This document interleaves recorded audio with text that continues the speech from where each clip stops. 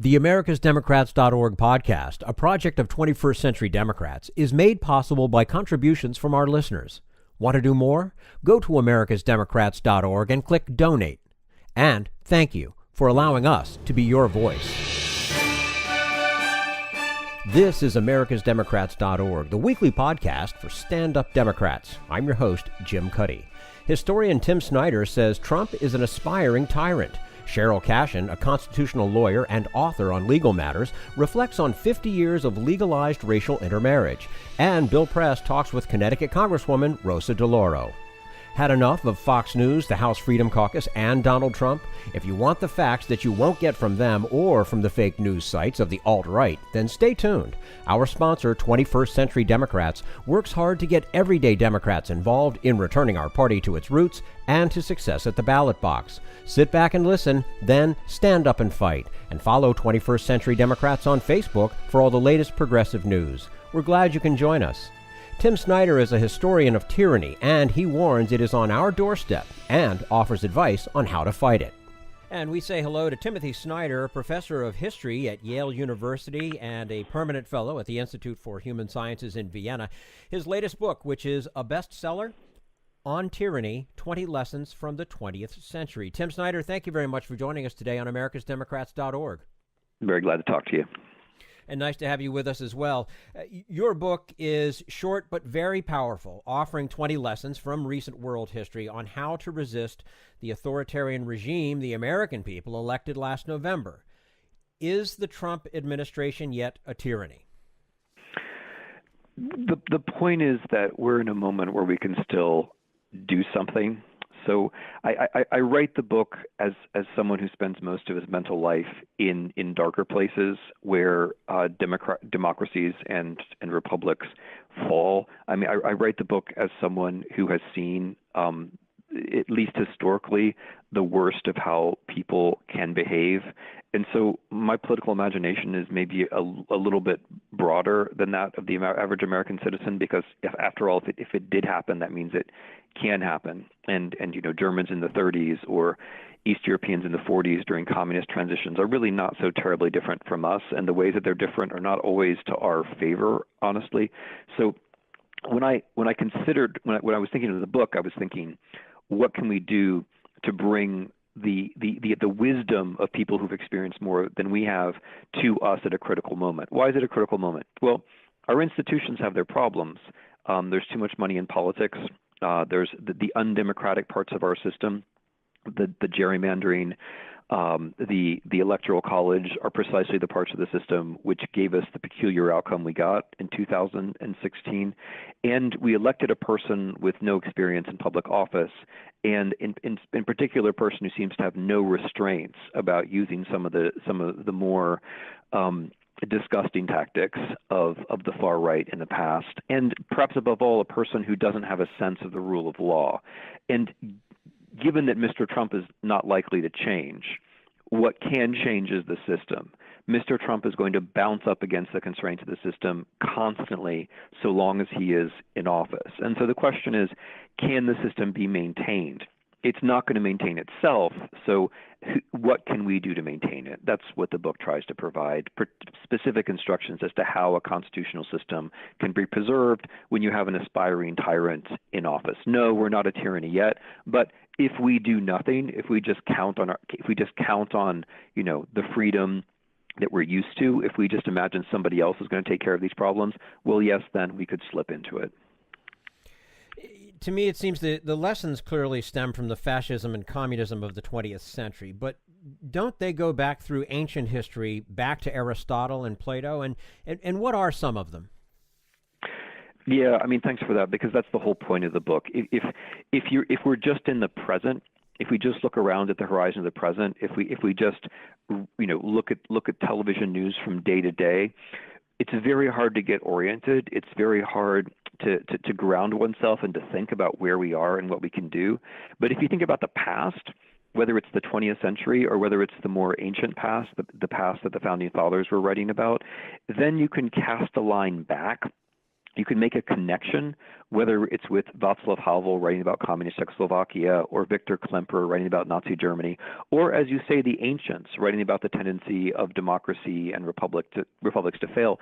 You can cast a line back, and that gives you something to get hold of. It gives you a source of wisdom, and you can start to think of yourself as learning from those people and then moving forward into the future, rather than just hovering day to day, taking the day to day for granted. So yes, of course, I mean, it's true that Aristotle understood that inequality would be a big threat to a democratic system, because inequality plus demagoguery is very likely to lead to tyranny, thinks Aristotle, and he's absolutely correct.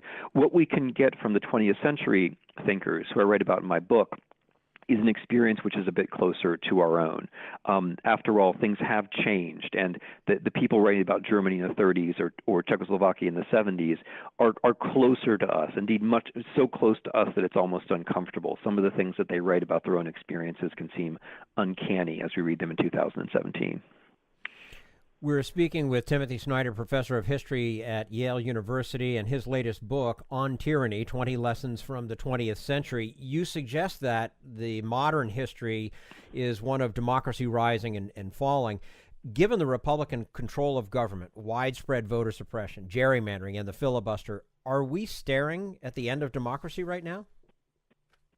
That depends on us. I mean, I'm not an expert on the American political system. I'm not even an American historian. So, that may make it easier for me to see certain general things, although I'm not an expert on specifics. It's not the case that we're a model democracy, that's for sure. So even before the election of Trump, people who know about institutions did not look at American institutions and say, these are technically the best in the world.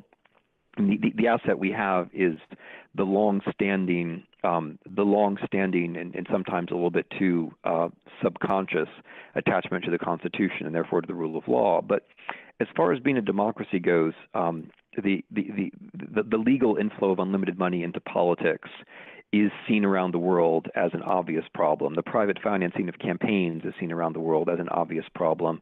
The Electoral College regularly produces undemocratic outcomes. Gerrymandering means that if you're a voter in, say, Ohio, if you're a Democratic voter, your vote counts for one half of that of a Republican voter. So we don't have one person, one vote in that very specific sense.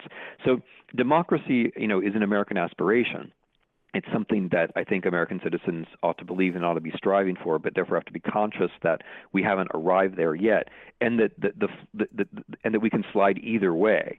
Now, we're in a very specific situation where we've elected someone who said he perhaps wouldn't abide by the results of an election. That's something new, and I think the place we're in now is an opportunity to reflect on how a democracy actually needs individuals, what we should be doing for the democracy so that we can have a better democracy. The tactics that one needs to resist authoritarianism now are the same kinds of tactics which will make us better citizens, I think, in the future.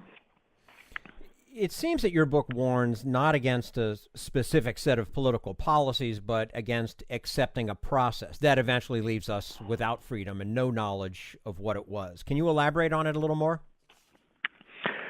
Yeah, I mean, the book tries to operate in the broadest possible terms, and it tries to be, it tries to be partisan in the sense of being partisan for the American citizen and partisan for the constitutional system.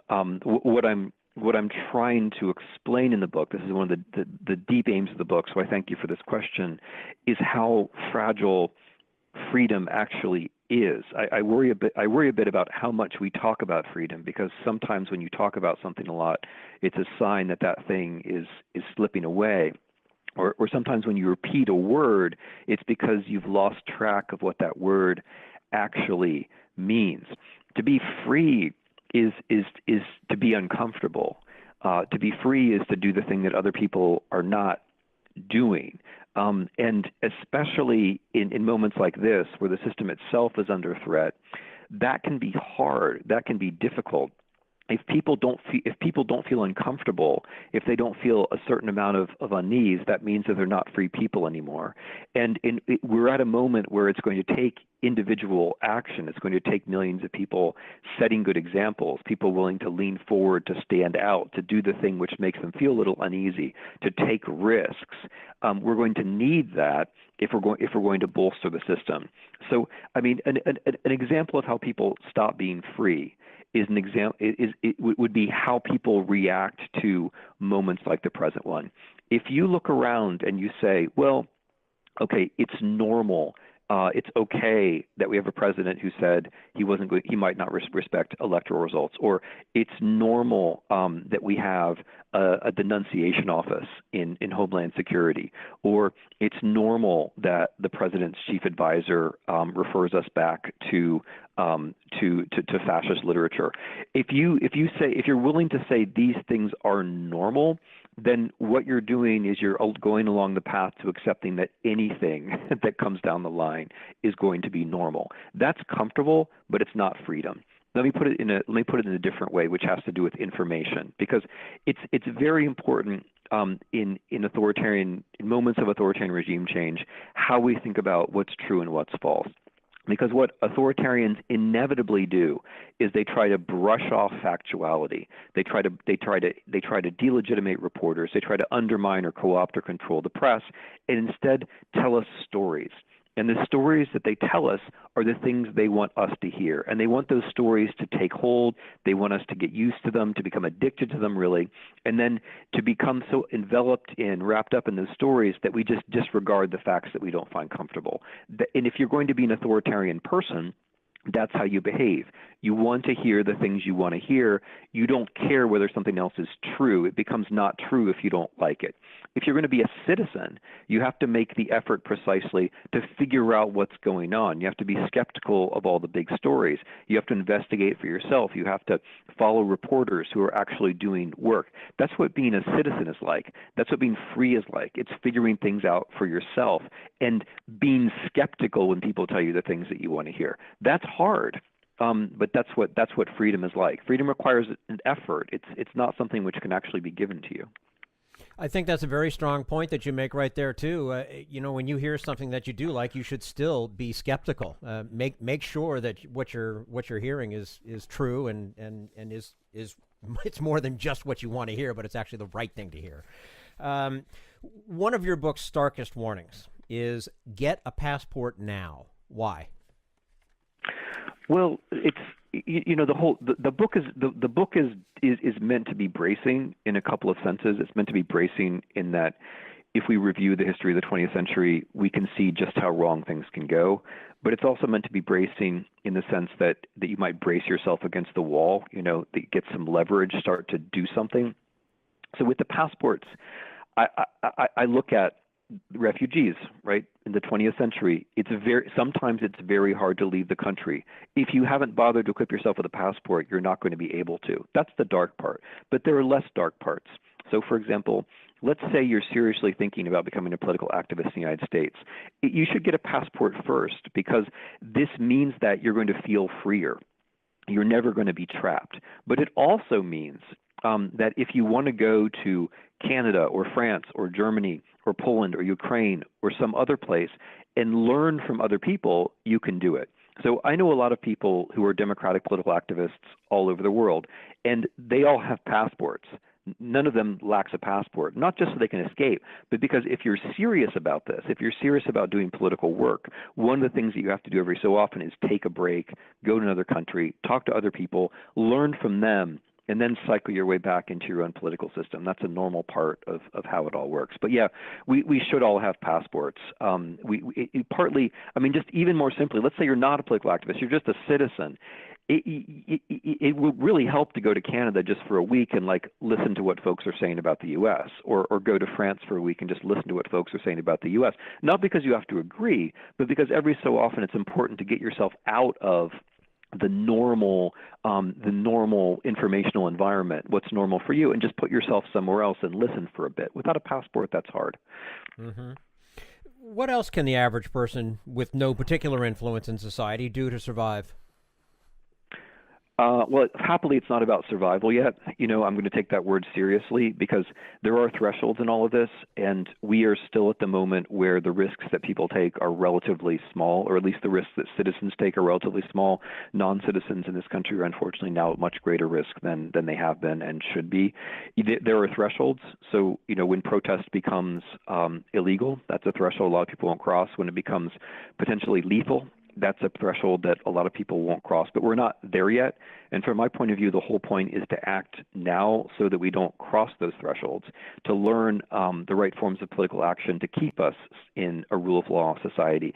And the point is that everybody can do something. We can do much more than we think. Ironically, it's in moments like this that the average person has a tremendous amount of power. And it's ironic because we have more power in a way now than we do in a secure democracy, because what we can do now is we can prevent the system from actually changing into something else. But to understand the kind of power we have to recognize that we have to recognize how we don't give consent. We don't give consent by saying this is not normal. If you can say this is not normal, and ask yourself the question, what am I going to do that is not normal? You've already done the hardest thing. That seems easy, but it's not. Drifting is easy. Saying, this is not normal, this goes against my values, that's hard. But once you've done that, there are a whole lot of things you can do that follow. I mean, lessons 2 through 19 in the book, which most people can do most of the time. And they can be things like picking an institution that you know something about, whether it's a newspaper or a trade union, and supporting it. They can be things like making small talk with your neighbors, which helps them feel more secure, but also makes sure that we don't become too polarized. It can be little things like subscribing to a newspaper, therefore supporting the investigations, which are basically the source of everything that we know about this administration. They can be little things like taking part in groups that paint over swastikas. There are all kinds of little things that we can do, and the striking thing is that if we do them regularly, if we stay on ground where we feel like we know something, if we get to know new people, if we act in public, we will not only feel better about ourselves and about our republic, we will also make a difference. If people do this on the scale of millions, as Americans are already starting to do, it will actually make a difference. You may not see the difference, but the political atmosphere changes. Avenues of possible activity for authoritarians are closed off. It matters hugely. So people should do the little things because they'll find that in the short term, they feel a lot better, and in the long term, they will make a difference. Fantastic stuff. Timothy Snyder, professor of history at Yale University, his latest book, On Tyranny, 20 Lessons from the 20th Century. Tim, thank you so much for joining us today on americasdemocrats.org. We look forward to having you back again soon. My great pleasure. Thank you. You're quite welcome. And this is americasdemocrats.org, the weekly podcast for stand-up Democrats.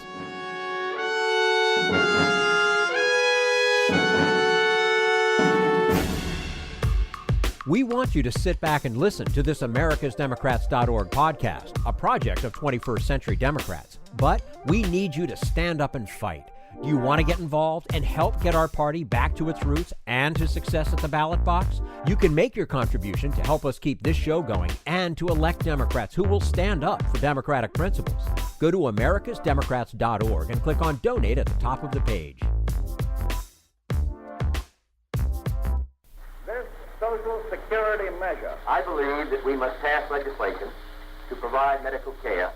This is our tradition. When our grandparents came to America, it was the Democratic Party which said, welcome. It was the Democratic Party, the party of Roosevelt and Truman and Kennedy and others, who said that America belonged to all its people, not just a handful of the rich or a few giant corporations. That's why great leaders like FDR fought so hard for Social Security, and why JFK stood up to the insurance companies and their Republican allies to get Medicare. It's not just one thing, or one time, in one place. It's about a whole history of standing up to the Republicans and saying someone has to be on the side of regular working people in America, whether it's defending Social Security or just the way your loved ones are treated on the job. That's what the Democratic Party is all about. And that's why this message has been brought to you by the Democratic Party. Working people like you and me. Paid for by 21st Century Democrats. Not authorized by any candidate or candidates committee. This is americasdemocrats.org, the weekly podcast for stand-up Democrats.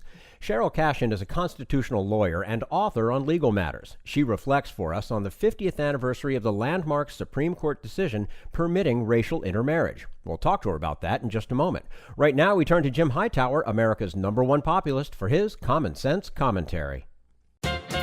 Often, when world powers pick fights with seemingly powerless countries, they learn that even small dogs have sharp teeth, as President Trump is finding out in his ill-fated war with Mexico. His scheme to wall off Mexico is collapsing because most people here in the U.S. think it's stupid. Some 2/3 of the public say they just won't buy his $21 billion boondoggle. But Mexicans are the ones blunting Trump's other major attack on them, an attempt to slap a 20% border tax on products shipped into the U.S. Nobody knows more about trade than me, the Donald crowed during his presidential run. Narcissistic hyperbole aside, it turns out that Mexican farmers do know a lot more about corn than he does, and they know that a lot of U.S.-Mexico trade consists of corn. Until NAFTA, Mexico was a corn exporter. But such grain trading giants as Cargill wrote provisions into NAFTA to rig the rules to let them grab Mexico's corn market. This drove hundreds of thousands of Mexican producers out of business and made Mexico, where corn originated, dependent on imports from the U.S. But now, Mexicans are turning that imported corn into a political weapon against Trump's trade bluster. Rather than buy from the U.S., they're negotiating to import corn from Brazil. And even more significant, they're planning to invest in their own farmers to make Mexico self-sufficient again in this important crop. Their counteroffensive has caused apoplexy among congressional Republicans from the U.S. Corn Belt. About 75% of Iowa's corn, for example, goes to Mexico, and losing that market would devastate Iowa's economy. This is Jim Hightower saying, so the little dog bit Trump on the rump, and the big dog has now backed away from his border tax idea, having learned that even farmers know more about trade than he does. If you'd like more of Jim Hightower's real populism, check out the Hightower Lowdown. Jim's monthly newsletter gives you the real lowdown on which corporations, by name, are doing what to the middle class, our environment, and our democracy. Each month, the Hightower Lowdown brings you facts you didn't know, along with actions you can take to fight back. It also comes with a sense of humor. Hightower believes we can fight the gods and still have fun. Plus, get this, it's cheap. Only $15 brings you 12 issues a year. For real populism, go to hightowerlowdown.org.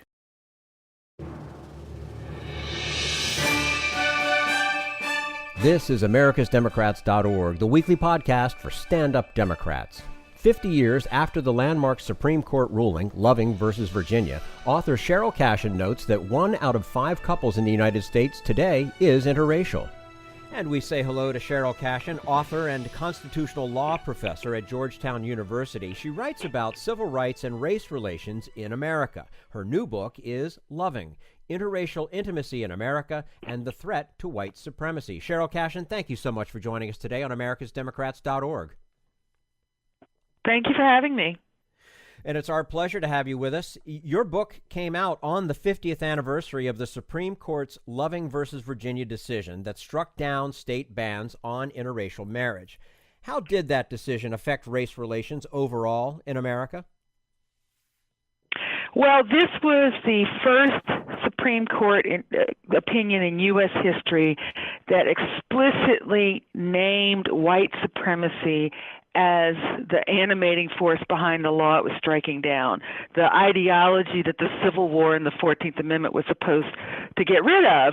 And it was the beginning. It eliminated the legal barriers to interracial marriage.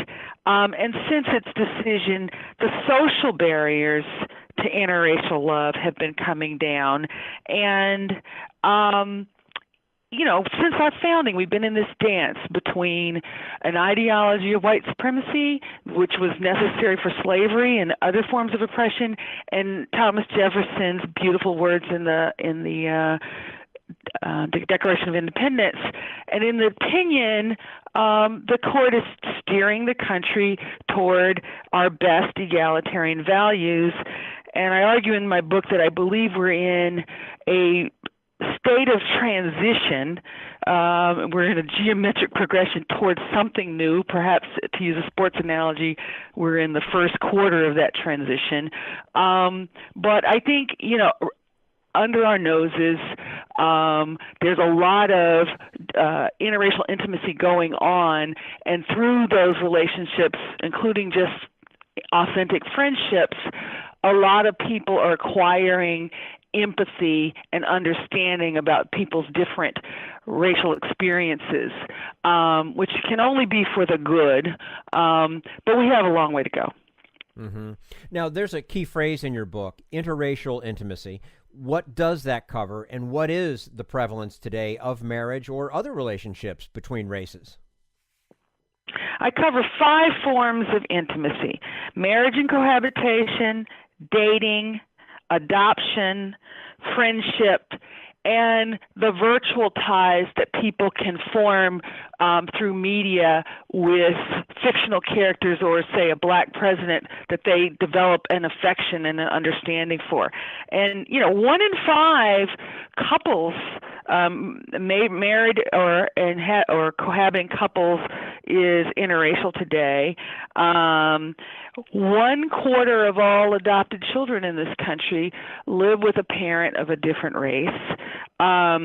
Millennials, certainly, most of them have a friend of a different race, which is very different from the reality of their grandparents and even their parents. And there's a density of offerings now in media. The majority audience for this show, Blackish, is white. And so there are a lot of ways where people can acquire an understanding and an affection for a person of a different race. And that's the interracial intimacy I'm talking about. And it's spreading exponentially. We're speaking with Sherryl Cashin, a constitutional law professor at Georgetown University, and her new book is Loving Interracial Intimacy in America and the Threat to White Supremacy.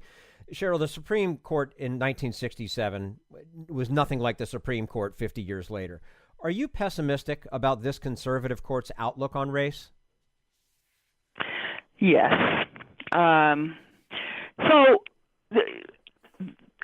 Structures have been put in place from the beginning for folks, particularly economic elites, who feared that struggling whites and people of color might get together and demand more from them than they're willing to give.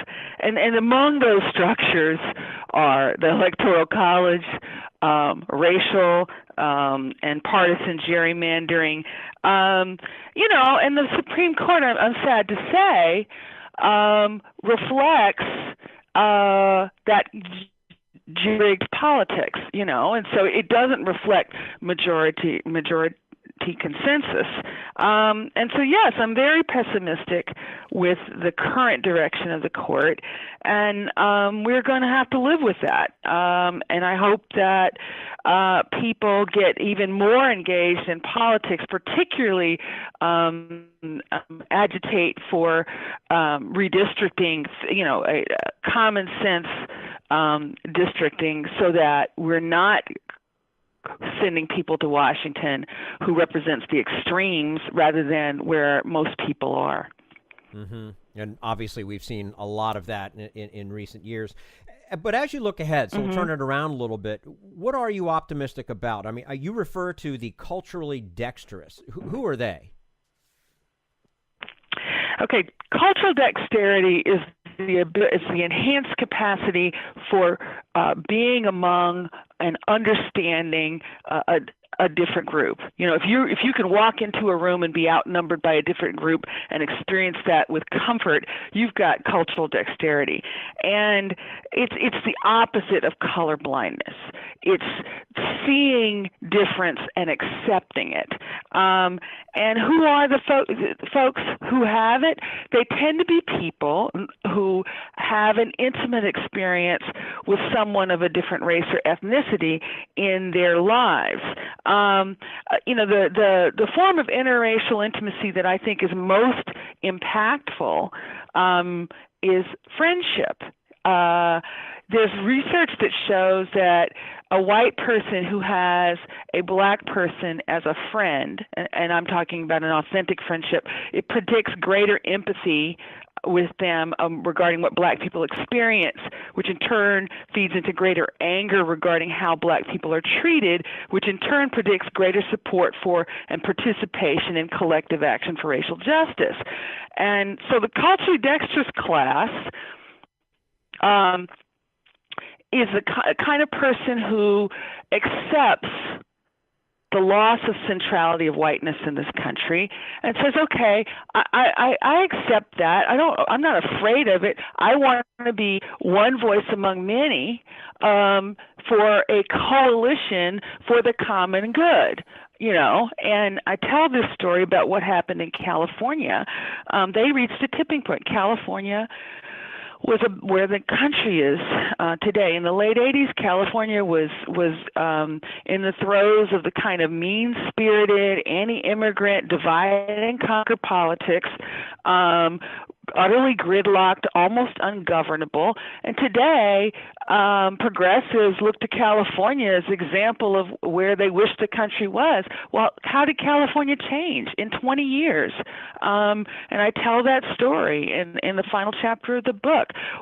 Part of it's all math. A coalition in politics is about math, but a coalition of the ascendant came into being because a critical mass of whites accepted the loss of centrality of whiteness, mostly college-educated, liberal-leaning whites. A older generation of whites who couldn't accept this change died off, and then you had an explosion of populations of color who got engaged in politics, registering to vote and running for office, in part because they resented this anti-immigrant politics. And I think that's exactly where the country is right now. And the country could feel very different in 10, 15, 20 years. It's encouraging, too, when I look around and see young kids that have a lot more, there's a lot more diversity in their friends and in their schools. And you just don't get the feeling that there are any sort of those negative stereotypes that I certainly did grow up with. I'm in my mid-50s, so there is some encouragement that I can see anyway. If more and more people of the people you call the coalition of the ascendant keep moving to cities, though, as you suggest, doesn't that make the political gerrymandering problem even worse?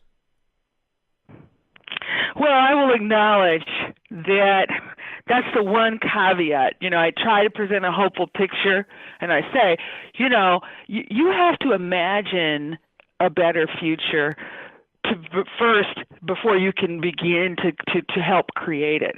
So I dare to imagine what the third Reconstruction might look like. But the one caveat is, yes, if we don't counter racial and extreme partisan gerrymandering, people from who are holding on to some nostalgic or supremacist view of what this country should be may be able to hold on to power longer.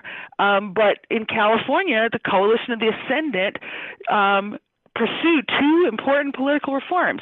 They put redistricting in the hands of a bipartisan citizens commission, and they came up with this thing where the top two vote getters in primaries had to run against each other, whether they were Republican or Democrat.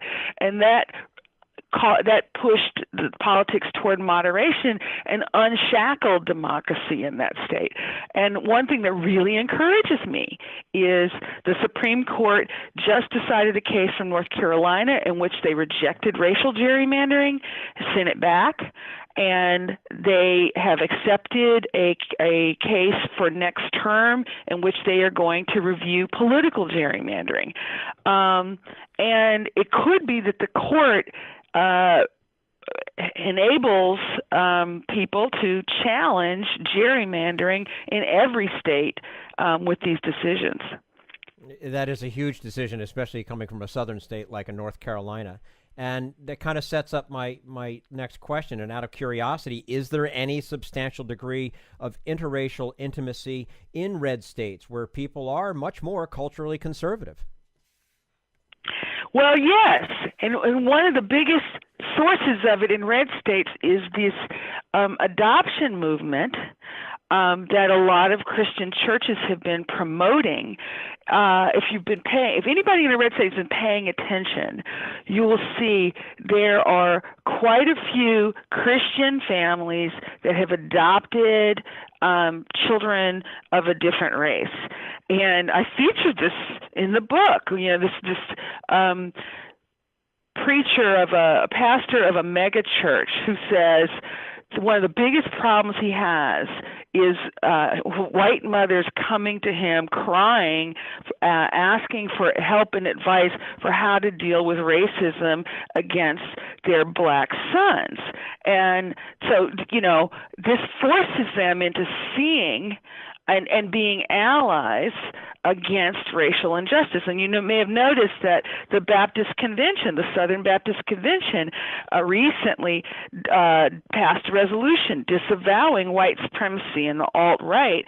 And so now the Southern Baptist Convention is on the right side of history, and they were not in the civil rights movement. So, you know, it may take a while for these things to really play out in red states, but these things are happening. And we're headed in the right direction, at least a little bit at a time anyway, I guess. Sure. I mean, I guess we have to take what we can get, right? Sherryl Cashin, author Go ahead.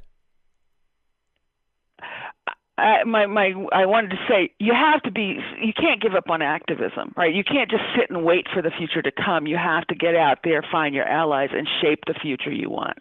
Absolutely. Sherryl Cashin, constitutional law professor at Georgetown University and author, and her new book is Loving: Interracial Intimacy in America and the Threat to White Supremacy.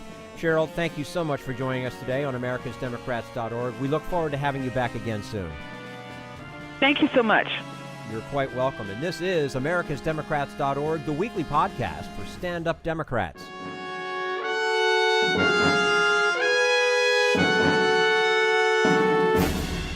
We want you to sit back and listen, but we need you to stand up and fight.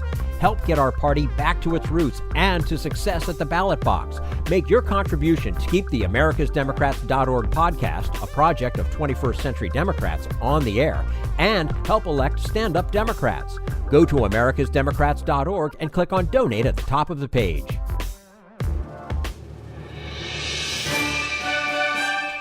This is americasdemocrats.org, the weekly podcast for stand-up Democrats. And now Bill Press talks with Connecticut Congresswoman Rosa DeLauro. Congresswoman, it's good to see you. Wonderful to be here, it really is. And a neighbor on Capitol Hill, I should add as well. We run into each other in the neighborhood quite often. And Cameron Joseph still with us from Talking Points Memo, senior political correspondent. So, Congresswoman, why are Democrats being so obstructionist? Why are you Democrats standing in the way of passing good health care legislation? Well, look, says our president. Says the president, right? But I think it's quite remarkable what's happened, and both in the House and in the Senate. That first episode where Paul Ryan had to take his trip to the White House and say, "Look, we don't have the votes." That meant that there were Democrats in unity and opposition. And it also meant that we had 34 Republicans who said no, that they weren't going to do this, not because of, and all of this is predicated, and it's not because of members of Congress driving the train. It is about the American people and their motivation and their activism on this issue. And what is so interesting to me, and by the way, the bill passed in the House, but it was not a health care bill. This was about, Bill Press, what would you like for your vote?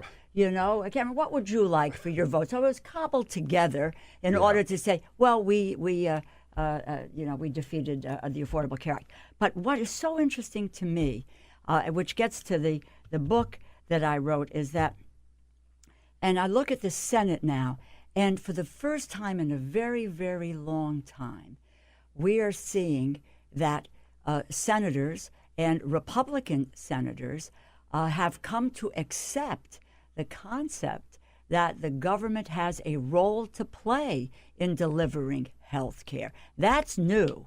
That's different. So now where the Republicans have gone, and when you take a look at the budget, which is the next battle here, is the budget, is that they are now, because they couldn't get rid of Medicare and Medicaid through the Affordable Health Care mechanism, they've now shifted that to a $487 billion cut to Medicare, a $1.5 trillion cut to Medicaid. In the budget? In their budget that they passed. It came out of committee yesterday. Now, what that means is Medicare as we know it, gone. Medicaid as we know it, gone, which has been a singular issue. We haven't seen an attack like this, and it's much worse than what Newt Gingrich did when he was there. And I speak about that in the book because, you know, he talked about $270 billion cut to Medicare. We beat him. We beat him, and we can beat them again. Yeah. That's when he said, wasn't it, that let Medicare wither on the vine. I don't forget. I don't forget. But are these cuts in Medicare and Medicaid over and above what the Republican repeal and replace bill would do, right? Well, yes. Yeah. Yeah. On top of that. On top of that, which was so interesting when they didn't, it was no budget resolution, yet budget committee had not met or come to any agreement, and they were doing that yesterday while some of us were doing appropriations nonstop. But is that the cut to Medicaid, if you repeal the Affordable Care Act, it's about $772 billion.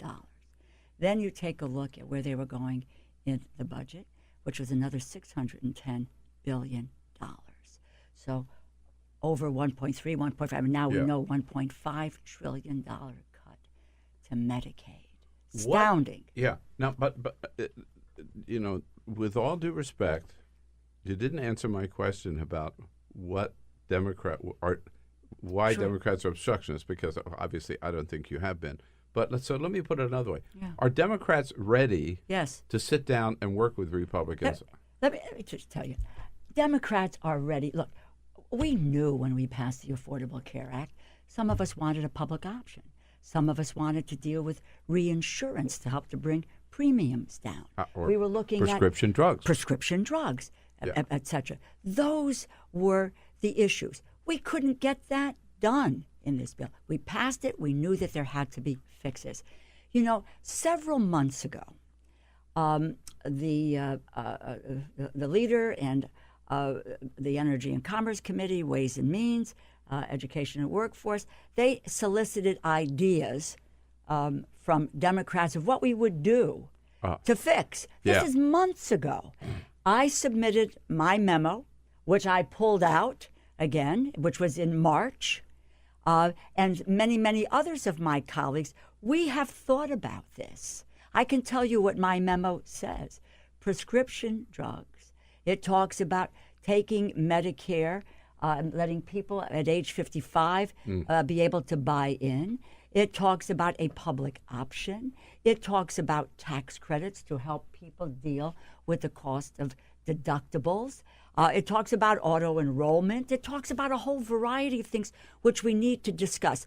Yes, and you know, the leader is spot on and where she's going and talking about these issues. But we have ideas. We've had to fight to keep the Affordable Care Act from being repealed. Mm-hmm. We had to get that done, and now it is dead.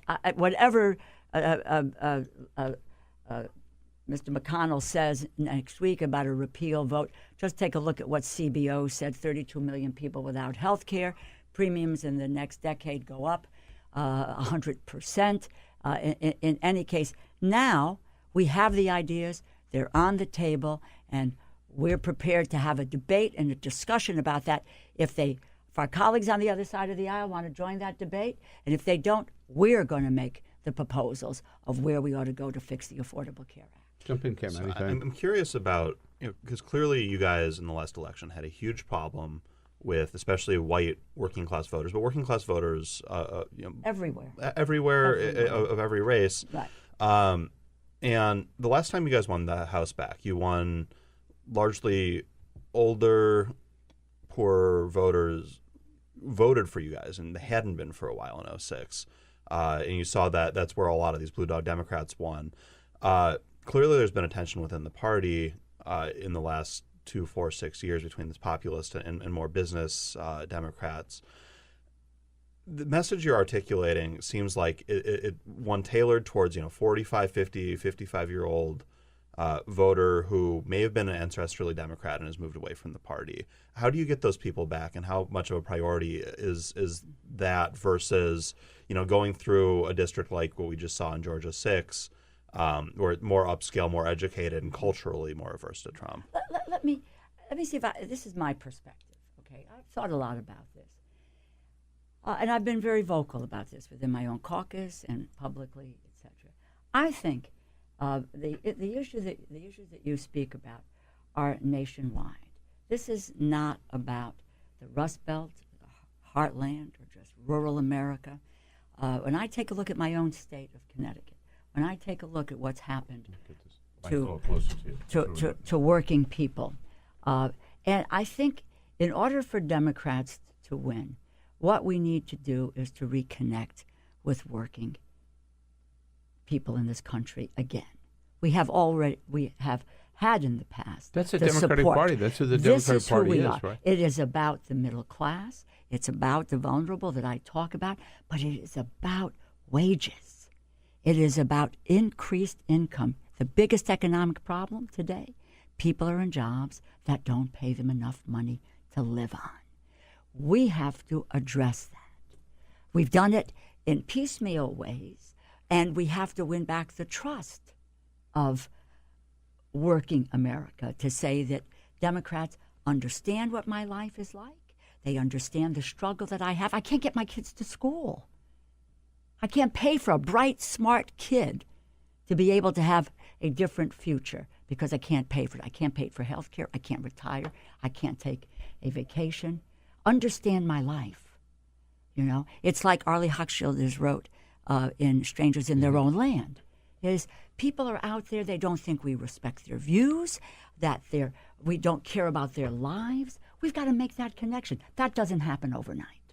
And so, but I think fundamentally understanding that is important. What is also important, and I just so if I can pivot a second to the book, is to, as I said, people are on their feet now. The budget is the next battle. Understanding that if we're talking about jobs and wages, that we need skills training, apprenticeship programs, opportunities for people. 70% of the people in the United States do not have a college degree.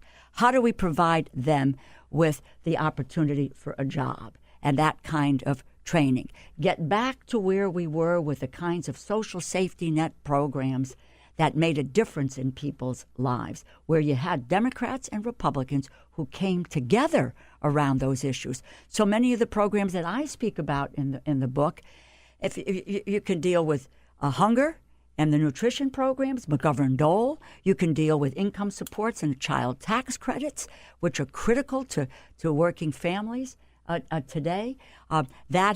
There was Clinton, Bush, Reagan talked about refundable tax credits. And you've got a Rockefeller, even a Gingrich, Miller, Dodd. You got people coming together saying we have to deal with these issues. And you can go on because the social safety net, when you look at it, was crafted, as I say in the book, not by naive people who understood that we make progress, we have success, we deal economically, but there are people who are left behind. How do we address the issues that can bring them along? And that is what the book is all about. It, again, is The Least Among Us. It's the name of the book, and it's available in your bookstore, wherever books are sold online. We'll have a link up on our website, too, at BillPressShow.com.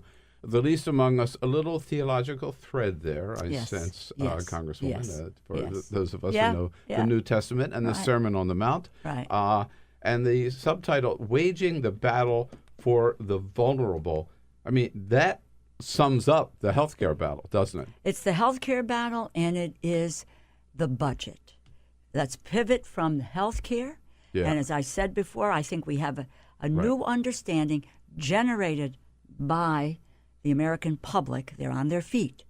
They need to be on their feet with regard to the budget, but they've got to know what is in it. Now, I want to build on Cameron's question a little bit. And the other day we had Congressman Tom Suozzi from New York. Yes, Long sure. Island. Yes. Great guy in studio. And I forget the exact number, but he talked about, you said 70% of working Americans do not have a college education. College degree. And he had a number of something like 70% or so who don't make more than $70,000 a year. Mm-hmm. I mean, Understand the fundamental piece is wages. Right. Wages. Yeah. But I mean, $70,000 a year, and think what happens to those people if Obamacare disappears, right? How can they afford health insurance and a mortgage survive? And their kids and putting food in all those things? We saw how well it went in the late 2000s. I mean, this has been tried before without Obamacare. It clearly is a deeply flawed bill in some ways, but I mean, there's a reason Republicans can't just repeal and wait, and there's a reason even Republican senators are blanching at this, is because this versus how things were set up in the healthcare markets before this. My dad was in the high risk insurance pool in Illinois, and that pool wasn't functioning, and it just. When people are paying tens of thousands of dollars a year for health care and they're only making, they're paying 20-30% of their salary towards health care, that keeps them from spending money on anything else. Yeah. And I mean, there's unworkable parts of the bill that went into law, but there was unworkable parts of the system that we would be returning to with full repeal. And that, I mean, it's. Right. But, there's something, there's a discussion about the insurance market. Well, when you tell the insurance companies that you're not sure that you're going to do the cost sharing, what's going to happen? Yeah. The uncertainty you tell itself, me the uncertainty. You tell me about business. We deal with uncertainty all the time in our lives here, in the Congress. We never know, but business, prides itself on consistency, where they're going, what they're doing. They've got their 10-year program, whatever it is. And when you tell them, we're not sure. It's in the courts. We're not sure whether or not we're going to provide those cost-sharing, benefits, and that's one of the issues that we are going to address as well. But so there, for the public today, and with health care, and it is social safety net because Medicaid is. When you think about both ends of the spectrum, children. Between the CHIP program and Medicaid, children are the biggest beneficiaries. Of both programs. Of both of those programs. Yeah. Children with disabilities. You look at IDEA, special education in schools. Federal government has never provided as much money as that. They said they were 40% of the costs. They didn't do it. We have about 17%. How do schools who are mandated to provide a child with disabilities with an education, how do they make up the difference? They do it through Medicaid. Families with severely disabled kids who are not in the school system, what do they do with their child and so forth? The other end of the spectrum are the seniors and nursing homes. I went to one in Woodbridge, Connecticut, I might add. Mm. Woodbridge, Connecticut was regarded as an affluent community. Sure. Over 58 out of the 90 patients that they had there are on Medicaid. What happens when that goes? And when people see that, because when you go from rhetoric to the reality of what this affordable health care has meant, then there's a different story, and it changes. Yes, we need to fix it, but the budget fight is next, and I'm going to stand up and talk about what havoc they will wreak. That's all for americasdemocrats.org. Thank you to all who made today's show possible. Tim Snyder, Sherryl Cashin, and the entire Bill Press team. And thank you for listening. If you liked what you heard, please get involved in our efforts to keep this show going and to elect Democrats who are bringing the party back to its roots. Go to americasdemocrats.org and click on Donate at the top of the page. And be sure to find 21st Century Democrats on Facebook. For americasdemocrats.org, I'm your host, Jim Cuddy. We want you to sit back and listen, but we need you to stand up and fight. Join us. Support the AmericasDemocrats.org podcast, a project of 21st Century Democrats, and help elect Democrats who will stand up for democratic principles with your contribution today. Go to AmericasDemocrats.org and click on Donate at the top of the page.